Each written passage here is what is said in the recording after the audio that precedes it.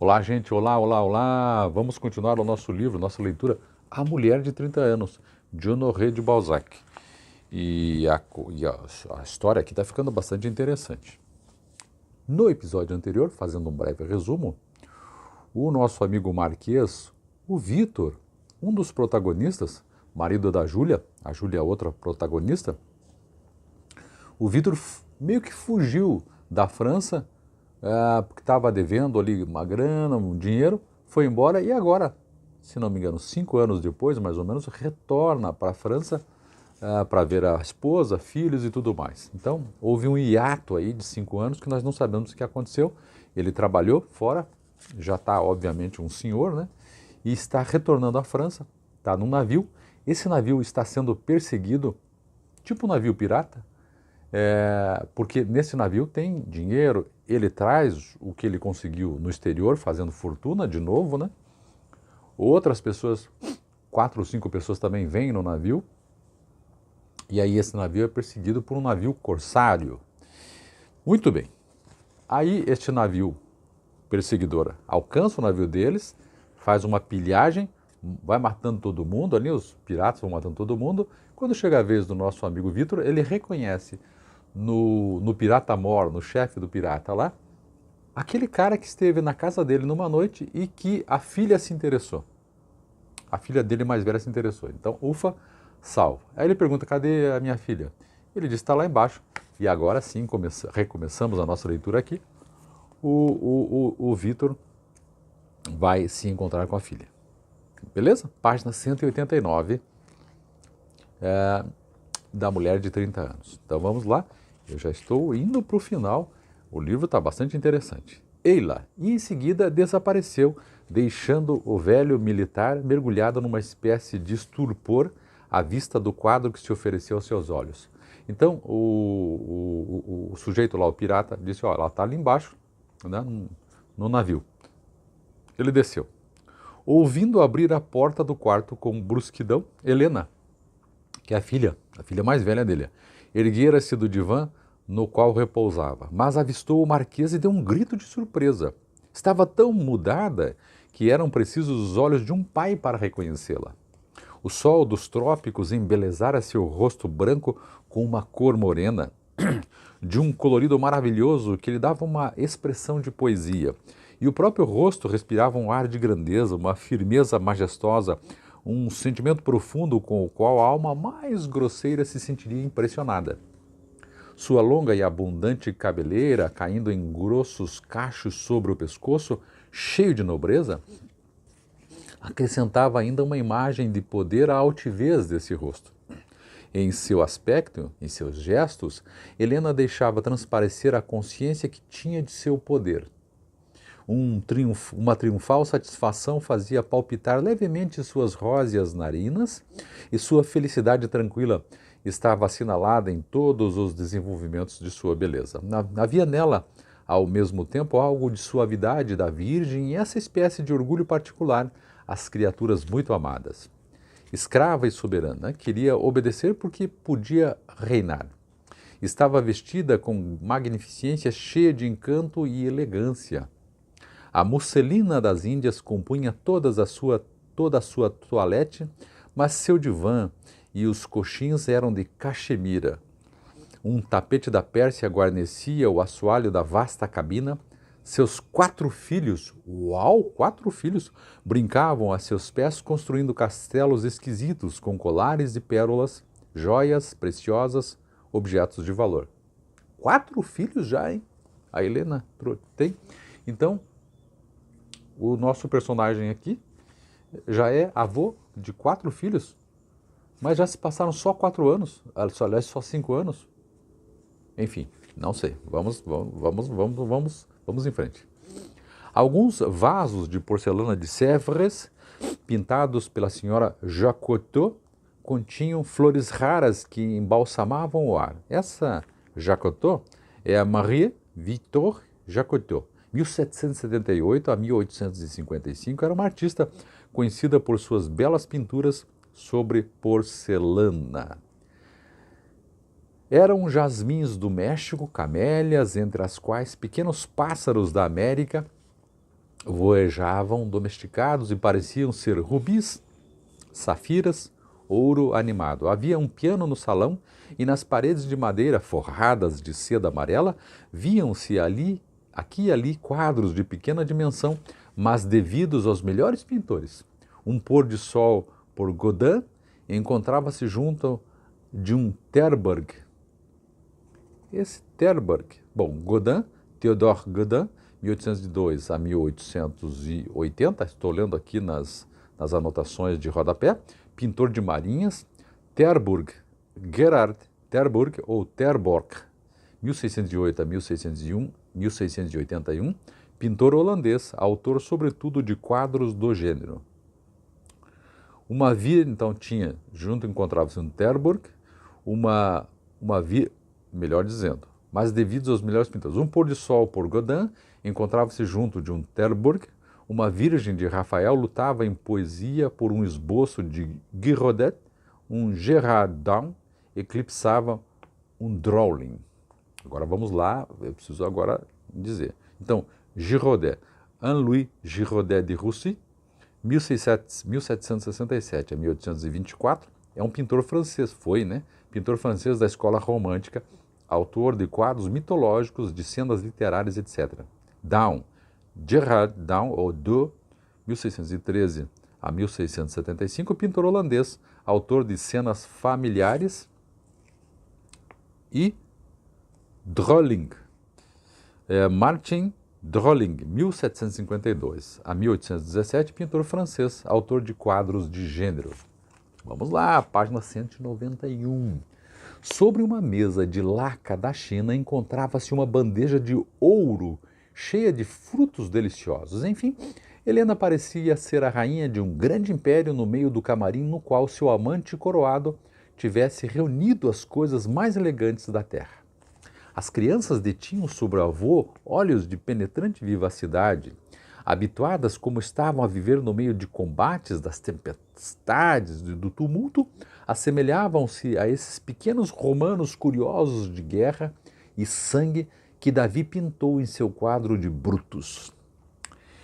Brutus aqui, o quadro de Davi, ou David, que representa Brutus voltando a casa depois de ter condenado o próprio filho, foi exposto no salão de 1789. Como é possível isto? Exclamou Helena, segurando o pai como para certificar-se da realidade dessa visão. Helena, meu pai! Caíram nos braços um do outro e o abraço do velho não foi o mais forte nem o mais afetuoso. O senhor estava nesse navio? Sim, respondeu ele com um ar triste, sentando-se no divã e olhando as crianças que, agrupadas à sua volta, consideravam-no com ingênua atenção. Eu ia morrer não fosse meu marido, disse ela, interrompendo-o. Adivinho.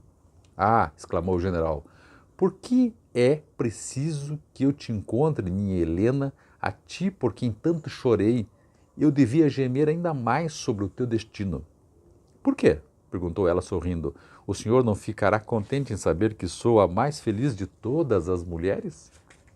Feliz! Exclamou ele, fazendo um gesto de surpresa. Página 192. Sim, meu bom pai, replicou ela, apoderando-se de suas mãos e beijando-as, apertando-as contra o seio palpitante, acrescentando a essa meiguice um movimento de cabeça que seus olhos cintilantes de prazer tornavam ainda mais significativo. Como assim? Perguntou ele, curioso de conhecer a vida de sua filha, e esquecendo tudo diante dessa fisionomia resplendente. Ouça, meu pai, respondeu ela. Tenho por amante, por marido, por servidor, por senhor, um homem cuja alma é tão vasta quanto este mar sem limites, tão fértil em suavidade quanto o céu. Um Deus, enfim. Há 7 anos, nunca lhe escapou uma palavra, um sentimento, um gesto que pudessem produzir dissonância com a divina harmonia de suas juras. Casamento dela, então, a união dela, desde que saíram da casa dos pais, 7 anos já. Sempre me olhou, tendo nos lábios um sorriso amigo, e nos olhos um raio de alegria. Lá em cima, sua voz trovejante domina quase sempre os uivos da tempestade ou o tumulto dos combates, mas aqui ela é suave e melodiosa como a música de Rossini, cujas obras recebo. Tudo que o capricho de uma mulher pode inventar, obtenho. Meus desejos são até às vezes ultrapassados. Reino, enfim, sobre o mar, e a isso obedecida como pode sê-lo uma soberana.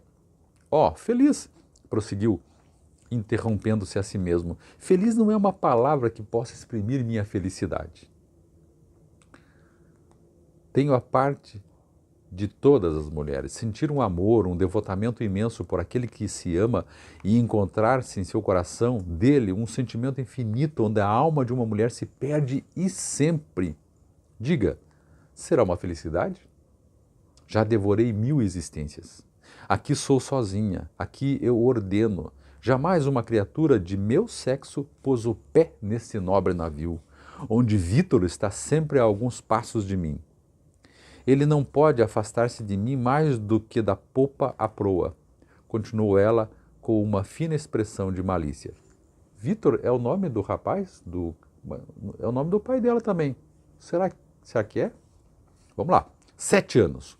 Um amor que resiste durante 7 anos a essa perpétua alegria, a essa aprovação de todos os instantes, é amor? Não. Oh, não. É melhor que tudo que conheço da vida. A linguagem humana é impotente para exprimir uma felicidade celeste. Uma torrente de lágrimas escapou de seus olhos inflamados. As 4 crianças soltaram então um grito lamentoso, correram para ela como pintinhos, né? A mãe e o mais velho bateu no general olhando-o com ar ameaçador. Abel, disse ela, meu anjo, choro de alegria. Tomou-o nos joelhos, o menino acariciou-a familiarmente, passando os braços em torno do pescoço majestoso de Helena, como um leãozinho que quer brincar com a mãe. Tu não te aborreces? Exclamou o general, aturdido pela resposta exaltada da filha.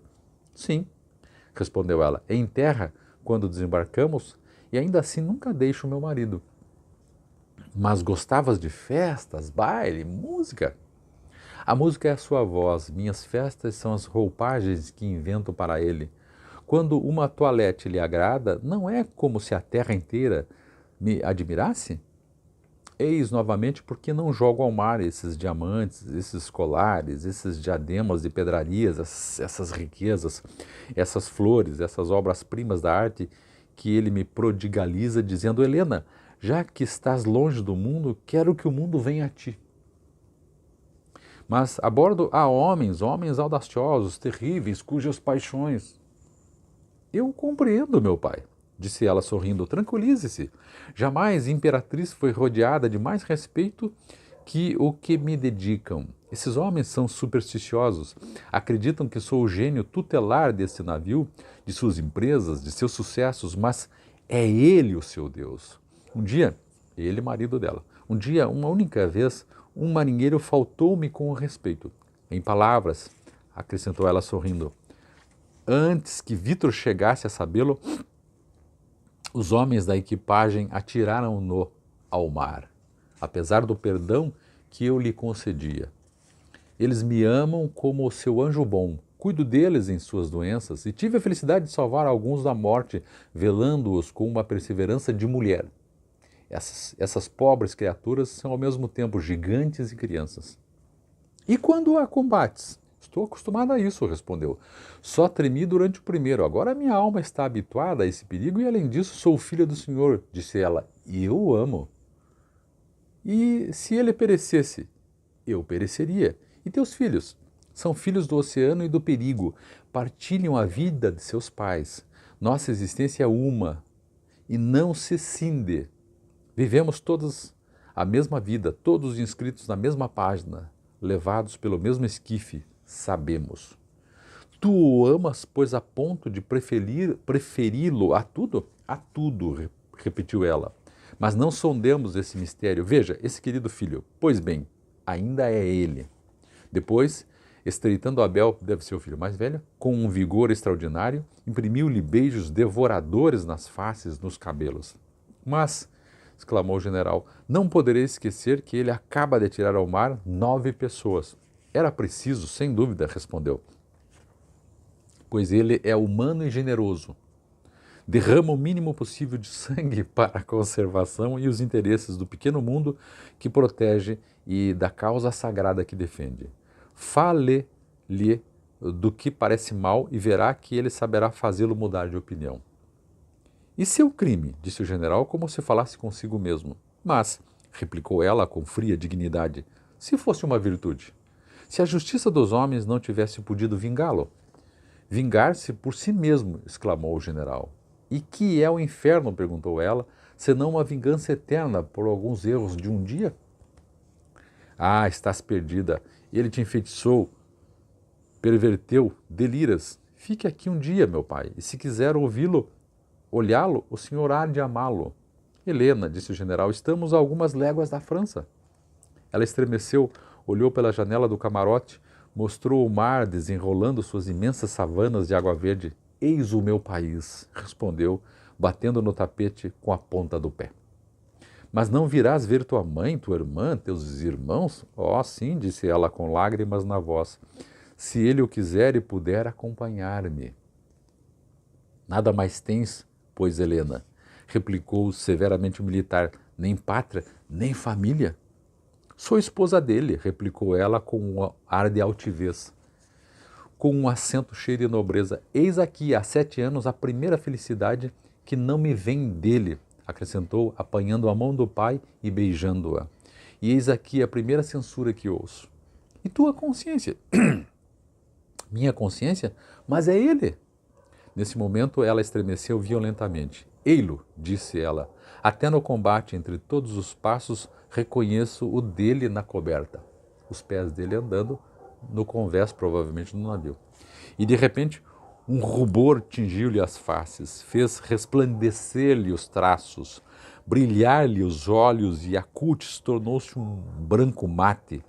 Havia felicidade e amor em seus músculos, em suas veias azuis, no estremecimento involuntário de toda a sua pessoa.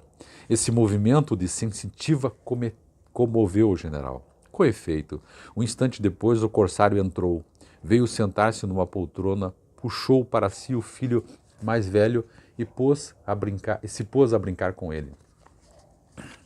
Reinou o silêncio durante um momento, pois durante algum tempo o general, mergulhado num devaneio comparável ao sentimento vaporoso de um sonho, contemplou esta elegante cabina semelhante a um ninho de alcíones, onde aquela família vogava pelo oceano há 7 anos, entre os céus e a onda sobre a fé de um homem, conduzida através dos perigos da guerra e das tempestades, como um lar guiado na vida por um chefe no seio das desgraças sociais.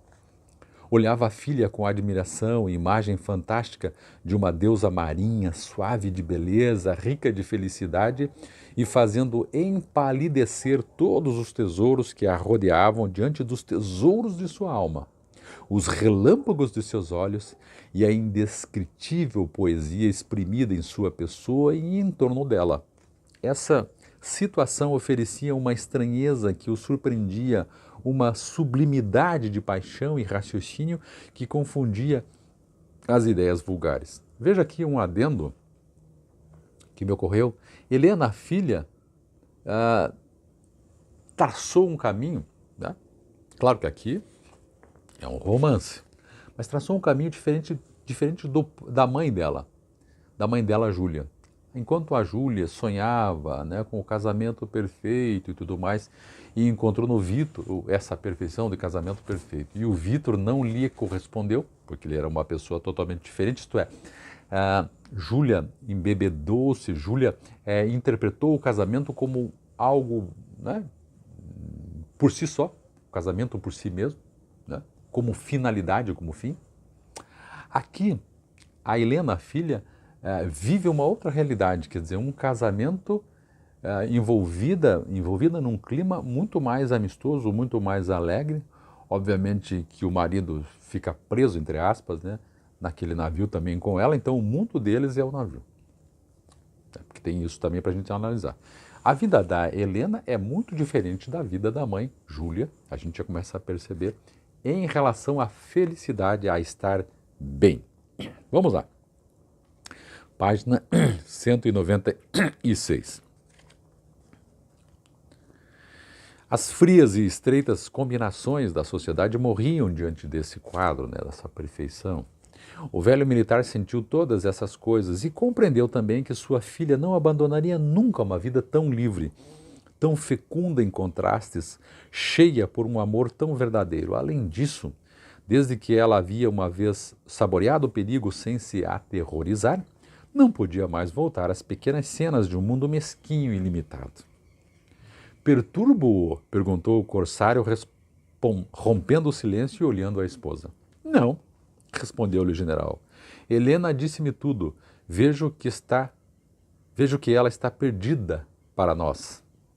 Quer dizer, nós em relação a ela já não existimos. Nós, família, né? Não, replicou vivamente o corsário. Ainda alguns anos e a prescrição me permitirá voltar à França. Quando a consciência é pura e quando, ferindo vossas leis sociais, um homem obedeceu. Calou-se, desdenhando justificar-se. E como pode o senhor, disse o general, interrompendo-o, não ter remorsos pelos novos assassinatos que se cometeram diante de meus olhos? Não temos víveres, replicou tranquilamente o corsário. Mas desembarcando esses homens na costa, isto é, nós não temos comida para tanta gente aqui dentro, por isso que eu joguei os caras no mar. Mas desembarcando, e daí o general disse, mas a França está aqui, desembarca os caras na costa. Mas desembarcando esses homens na costa, eles nos fariam cortar a retirada por algum navio e não chegaríamos ao Chile. A menos que, da França, disse o general interrompendo, eles tenham prevenido o almirantado da Espanha. Mas a França pode achar mal que um homem, ainda que sujeito aos seus tribunais de justiça, se tenha apoderado de um brigue fretado por holandeses? Aliás, o senhor não atirou algumas vezes no campo de batalha alguns tiros de canhão a mais? Ele está dizendo o seguinte, a França aqui que nós estamos chegando vai se preocupar com um navio que não é dele e que é um navio que não tem absolutamente nada a ver com o Estado francês? E mais, o senhor no campo de batalha já não deu uns tiros em alguém, já não matou alguém também? O general, intimidado pelo olhar do corsário, calou-se e sua filha olhava-o com um ar que tanto exprimia triunfo quanto melancolia. General, disse o corsário em voz profunda, impus a mim mesmo a lei de jamais tirar o que quer que fosse do botim. Mas está fora de dúvida que minha parte será mais considerável que o era a sua fortuna. Permita-me restituí-la em outra moeda.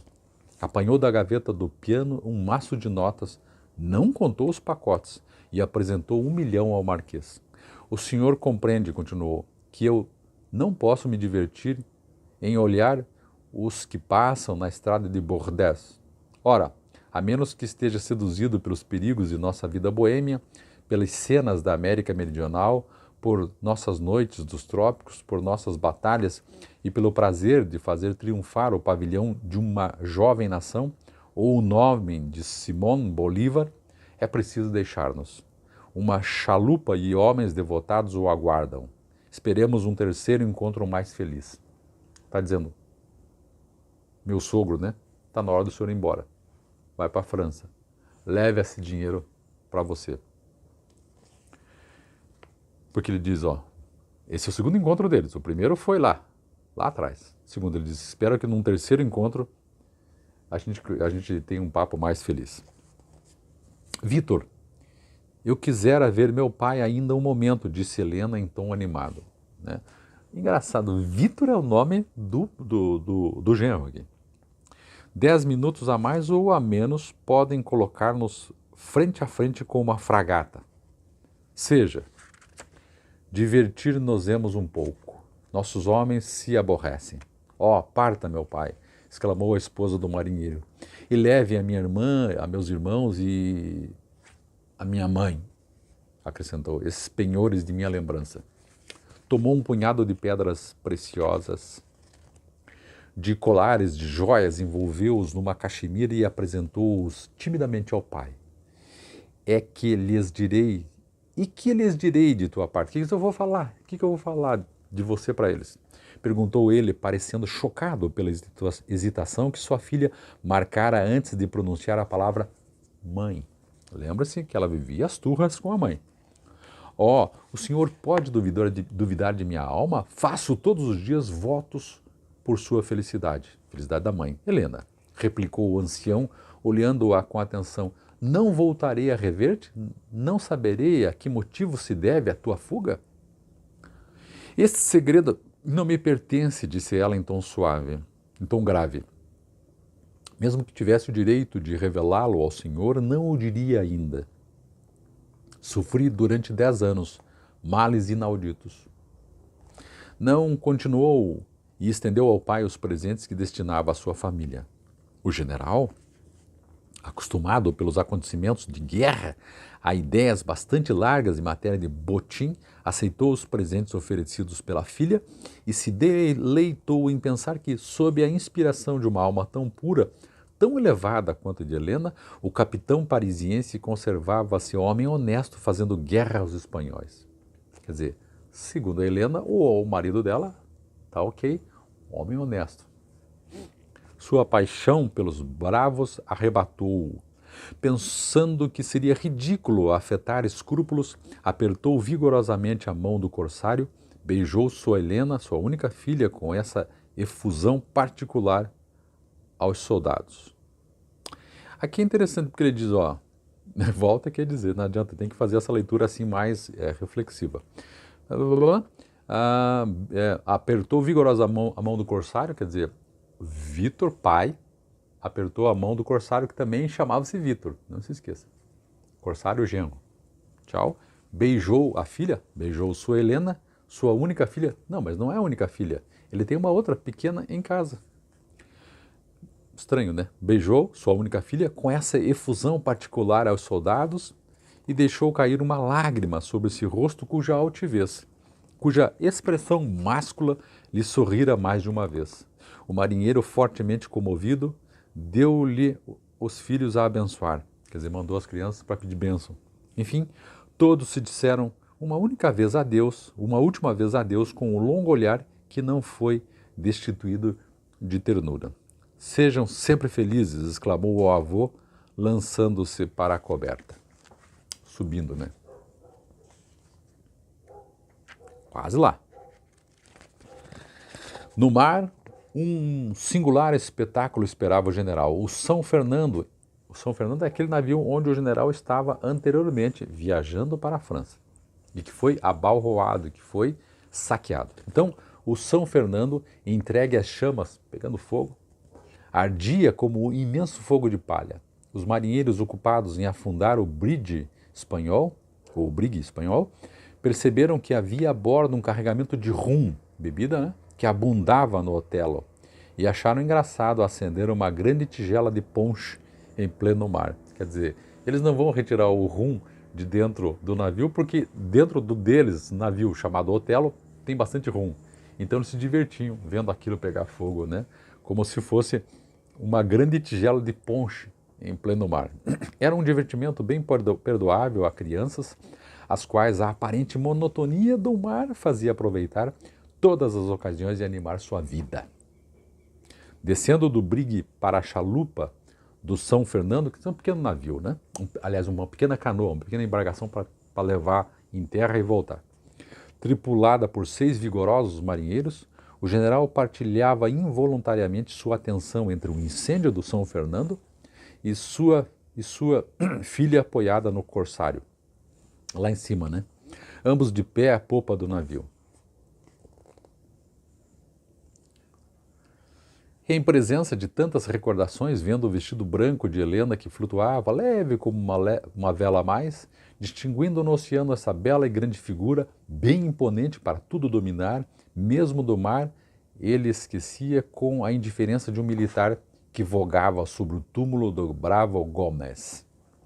Acima dele, uma imensa coluna de fumo pairava como uma nuvem escura, e os raios do sol, perfurando-o aqui e ali, davam-lhe proféticos, ou melhor, poéticos clarões.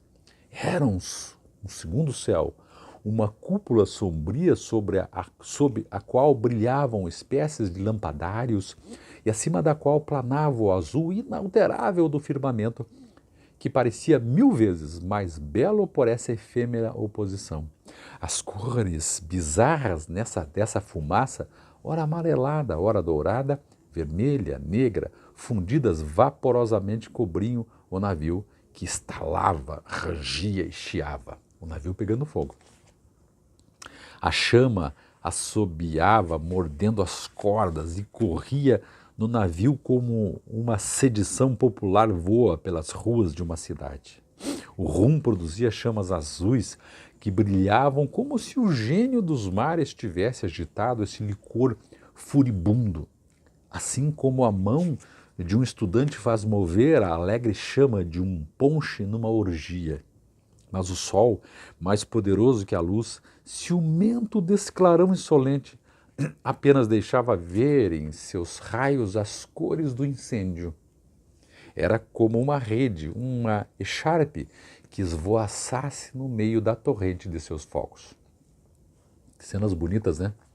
O Otelo, o navio dos corsários, do pirata, o Otelo apanhava para fugir o pouco vento que podia colher nessa direção nova, já começando a ir embora. E inclinava-se, ora de um lado, ora de outro, como um papagaio balançando nos ares. Esse belo brigue corria a bordadas para o sul. Ora se ocultava aos olhos do general, desaparecendo por trás da coluna reta, cuja sombra se projetava fantasticamente sobre as águas, ora se mostrava, erguendo-se com graça e fugindo. Porque assim, né, o navio vai longe, daí às vezes ele some atrás das ondas, às vezes aparece e assim vai. Toda vez que Helena podia perceber seu pai, ela longe, agitava o lenço para saudá-lo ainda. Em breve o São Fernando afundou, aquele navio deles, produzindo um fervilhamento todo apagado pelo oceano. Deve ser um espetáculo bonito, né? Embora trágico. Não restou, então, de toda essa cena, senão uma nuvem balançada pela brisa. O Otelo estava longe e a chalupa se aproximava da terra, o pequeno barco se aproximava da terra, a nuvem se interpôs entre a frágil embarcação e o brigue. A última vez que o general percebeu a filha foi através de uma fenda daquela fumaça ondulante. Visão profética. O lenço branco e o vestido se destacavam sós nesse fundo fuliginoso. Entre a água verde e o céu azul, nem o brigue se via mais. Foram desaparecendo. Helena não era mais que um ponto imperceptível, uma linha delgada, graciosa, um anjo no céu, uma ideia, uma lembrança. Após ter refeito sua... Agora voltamos aqui. Após ter refeito sua fortuna, o Marquês morreu esgotado de fadiga. Alguns meses depois de sua morte, já em 1833, a Marquesa foi obrigada a levar Moina às águas dos Pirineus.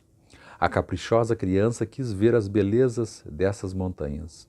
Voltou à estação de águas e no seu regresso passou-se a horrível cena que aqui está, que vai ficar para o próximo episódio. Então, resumo da ópera, quase terminando o livro. O general acabou revendo, melhor dizendo, a filha mais velha, teve cenas bonitas lá com ela, voltou, e aqui diz no livro que ele recuperou a sua fortuna e depois morreu esgotado de fadiga, de velho. Alguns meses depois de sua morte, e daí em 1833, a Marquesa, Júlia então, ainda está passeando, que vai começar o próximo capítulo aqui, está passeando com sua filha mais jovenzinha, né, das meninas, a Moina, em relação às águas dos Pirineus. Ela vai passear. Tá legal? Ufa, terminamos o capítulo de hoje. Em breve, talvez o último capítulo eu vou ler ainda. É isso, obrigado. Inscreva-se no canal, dê like, comente aí sobre o livro, o que você está achando.